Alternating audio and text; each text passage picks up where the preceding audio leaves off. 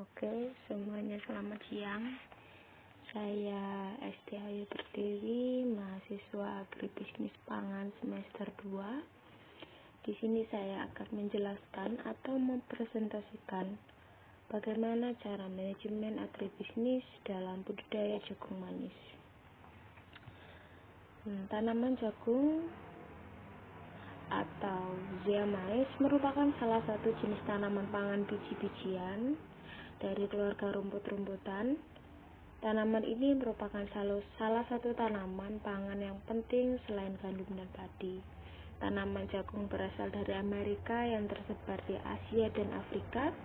Melalui kegiatan bisnis orang Eropa ke Amerika pada abad ke-16, orang Portugal menyebarluaskannya ke Asia termasuk Indonesia. Kemudian kita akan berbicara tentang taksonomi tanaman jagung. Taksonomi tanaman jagung yaitu kingdomnya plantae atau tumbuhan, divisio yaitu spermatophyta, subdivisi Angiospermae, kelas Monocotyledon, ordo Poales, famili Poaceae, genus dan spesiesnya yaitu adalah zeamais. Kemudian pelaksanaan budidaya tanaman jagung manis dilaksanakan pada bulan September sampai dengan Desember karena bulan tersebut merupakan suatu kondisi yang baik bagi kita menanam tanaman jagung. Kemudian budidaya tanaman jagung manis dilakukan di luas lahan 10 hektar pada lokasi yaitu di Desa Margodadi, Kecamatan Tumijejar, Kabupaten Tulungagung Barat, Lampung.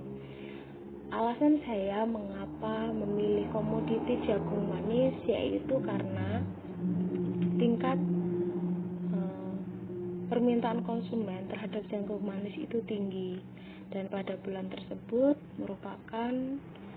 pada bulan Desember merupakan suatu kegiatan bisa dicantumkan pada bulan Natal, yaitu kebutuhan meningkat pada bulan tersebut. Kemudian kita berbicara tentang pelaksanaan atau kegiatan budidaya jagung manis. Oke.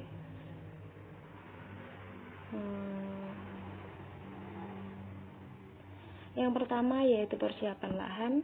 Persiapan lahan yang kita lakukan yang pertama merupakan pembajakan tanah. Pembajakan tanah dilakukan menggunakan traktor. Kemudian pembuatan bedeng dan parit.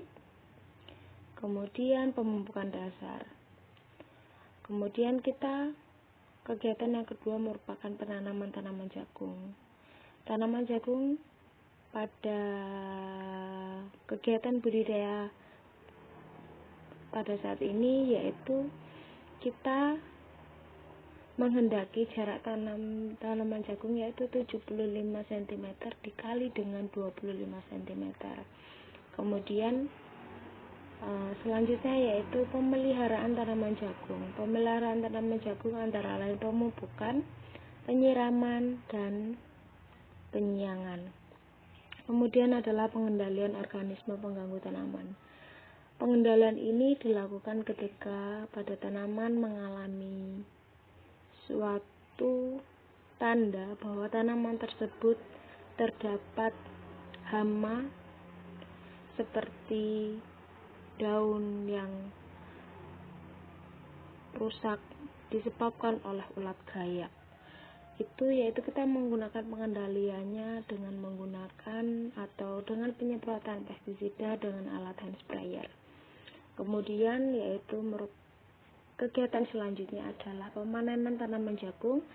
Tanaman jagung dapat dipanen ketika sudah berusia 2-3 bulan setelah tanam.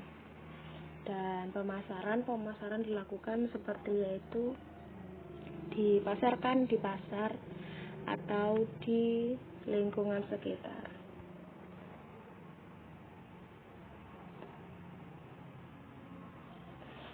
Nah, selanjutnya kita akan berbicara tentang analisis data budidaya jagung manis.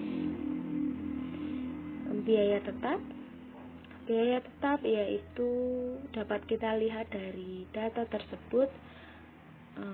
Yang pertama merupakan sewa lahan.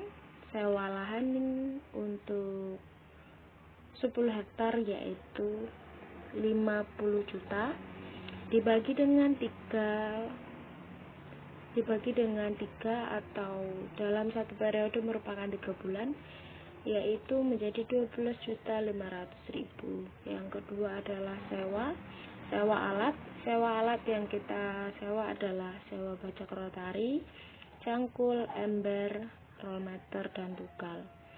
Dari data tersebut dapat kita lihat total biaya yang dikeluarkan 61 juta dibagi dengan biaya per periode yaitu menjadi 15.705.000. Kemudian berbicara tentang biaya variabel. Biaya variabel yang kita gunakan merupakan benih. Benih yang kita butuhkan dalam luas lahan 10 hektar yaitu 150 kilo dengan harga benih yaitu 30.000.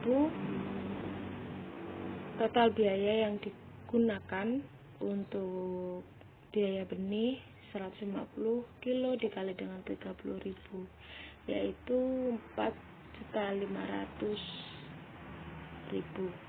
Kemudian pupuk kandang yang kita gunakan dalam luas lahan 10 hektar yaitu 10 ton.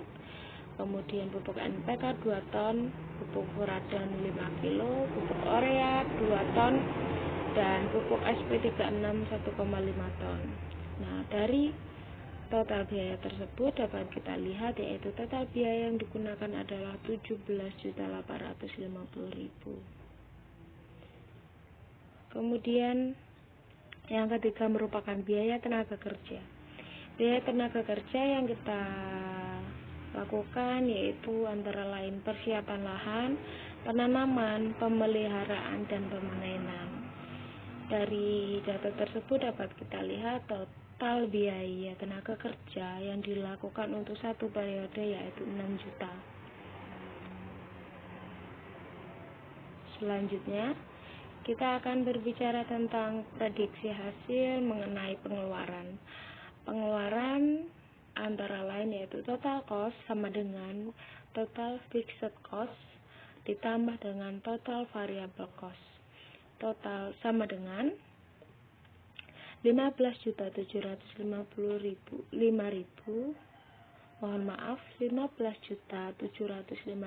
ditambah dengan 17.850.000 sama dengan yaitu 33.555.000. Itu adalah total pengeluaran.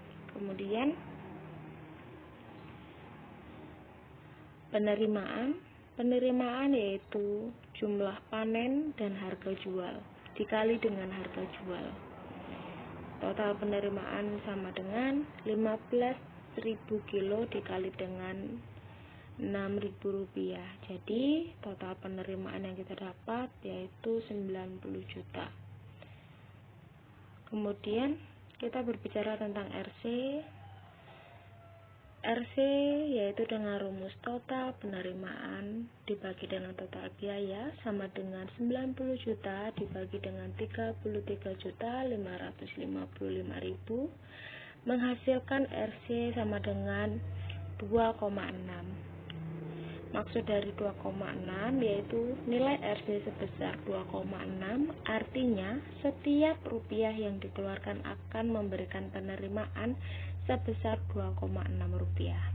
Kemudian B per C yaitu 56.445.000 dibagi dengan 33.550.000 akan menghasilkan BC sama dengan 1,68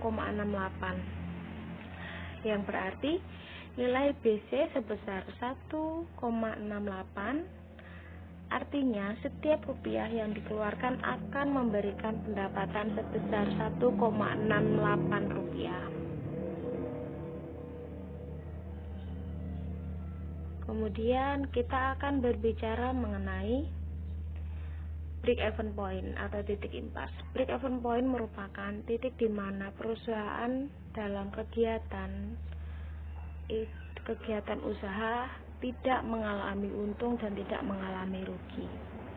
Rumusnya yaitu untuk BEP unit atau break even point unit yaitu total fixed cost dibagi dengan price dikurang dengan total variable cost dibagi dengan Q atau jumlah hasil, yaitu akan menghasilkan sama dengan yaitu 15.705.000 dibagi dengan dalam kurung 6.000 dikurang 17.850.000 dibagi dengan 15.000. BEP unit yang kita hasilkan dalam luas lahan 10 hektar yaitu 3.265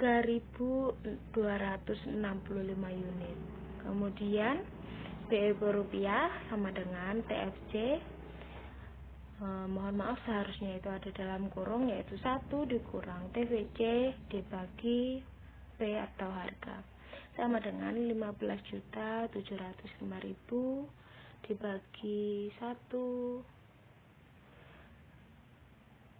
dalam kurung 17.850.000 dibagi 6.000. Mohon maaf juga ini ada salah perhitungan, seharusnya 15.705.000 dibagi dengan 2.975. BEP rupiah yang dihasilkan yaitu 5.278,99.